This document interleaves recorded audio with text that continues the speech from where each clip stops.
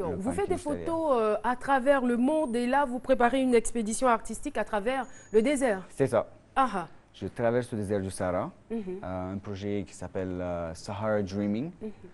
et ça commence le 4 février. Mhm. Donc, je fais le transport public, 7 pays, 7800 km. D'accord. Donc, je commence en Libye. Comment vous allez vous déplacer? Comment ça va se passer concrètement? Donc, pour commencer, je prends l'avion, Abidjan, Tunis. Arrivé en Tunis, j'essaie d'arriver en Libye, transport public. Donc, si le bus, c'est le plus facile, je prends le bus. Si je peux faire l'autostop, je fais l'autostop. Mais pourquoi le choix du désert? Le désert, en fait, c'est... Bon, j'ai fait beaucoup de pays. J'ai fait des pays qui sont sur la mer, donc j'ai vraiment compris ça. J'ai fait des pays où il y a la neige, moins 37 degrés. Je suis né en Côte d'Ivoire, donc j'ai fait la Côte d'Ivoire. Mais je voulais quelque chose de vraiment exceptionnel, de vraiment différent de tout ce que j'avais fait auparavant. Est-ce que vous n'êtes pas à la Sahara, recherche de c'est ça. sensations fortes? Bien sûr.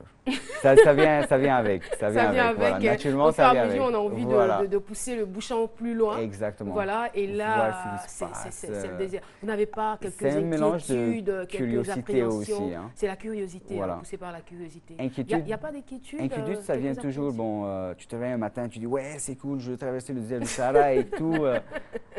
Après, quelques jours plus tard, si tu suis avec cette idée, tu réalises que attends, je vais acheter mon ticket et puis oula, regarde ce qui se passe sur les journaux et tout. Bon, tu réfléchis deux fois, mais moi, personnellement, je reviens toujours à cette sensation que, ouais, j'avais une bonne image depuis le début, je continue avec. D'accord, on aperçoit là, ça c'est la vie de Yamoussoukro. De Mans. De Mans. Voilà, Ah d'accord. pardon. Voilà. Voilà. Autant pour Avec moi. les montagnes et tout, voilà. Ça c'est Mans. Oui, c'est Ouais. vrai, c'est Mans. C'est ça. D'accord. Monsieur Blé veut certainement intervenir par rapport à sa traversée du désert ou peut-être par rapport à tout ce qu'on a dit. Je voudrais d'abord intervenir par rapport à son art. Il a parlé de photographie. Il a dit qu'il voulait, lorsqu'il faisait la photographie, il voulait toujours capter les émotions. Et je crois qu'il y a un auteur qui disait que le visage est simplement le miroir du cœur. C'est-à-dire, si vous voulez savoir ce qu'une personne vit, regardez son visage et vous le saurez.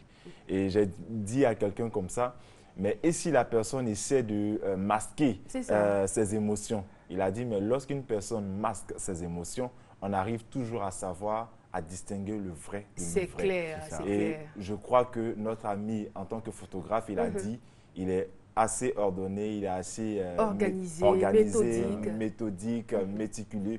Je crois qu'en lui, il y a une volonté de liberté.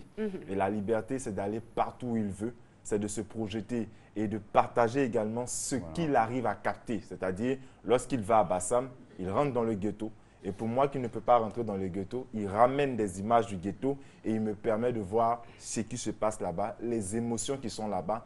Et je crois que le photographe, dans ce monde, dans le monde dans lequel nous vivons, il est celui-là même qui permet d'aller là où il y a la joie, là où il y a le bonheur, mais là où aussi il y a la tristesse. Et je me rappelle de grands photographes qui nous ont ramené des images de guerre, des images de paix, qui nous ont ramené en tout cas des images qui ont permis de savoir ce qui se passait en certains endroits. Souvent nous avons des images, mais les photos elles parlent mieux parce qu'elles traduisent un instant, un moment, et c'est le plus important. Merci beaucoup Yves Blé pour cette analyse pertinente. Voilà. Alors, on va revenir rapidement, ça sera la dernière image, on va revenir rapidement sur l'image du sage.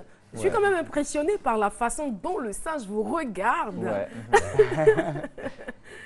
Comment ça s'est passé? Quelle était l'ambiance là? D'abord, ça c'était à la forêt sacrée à Mans. D'abord, on a dû attendre un bon moment, essayer d'attirer les singes et tout, et le temps qu'ils sont arrivés.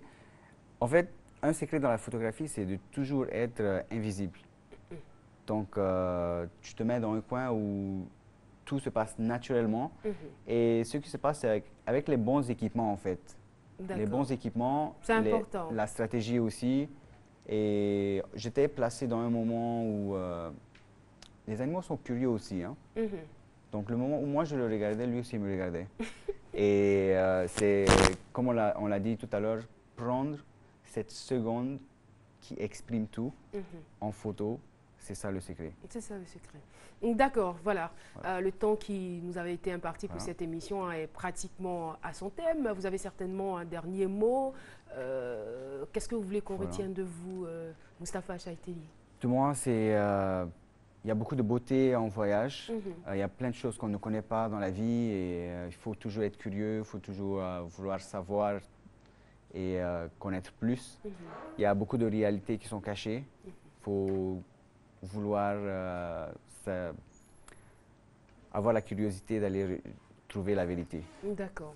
Vous n'avez pas envie qu'on vous accompagne dans le désert? Absolument. Alice Kokola pourrait vous accompagner. Voilà. L'assistante, elle est très efficace.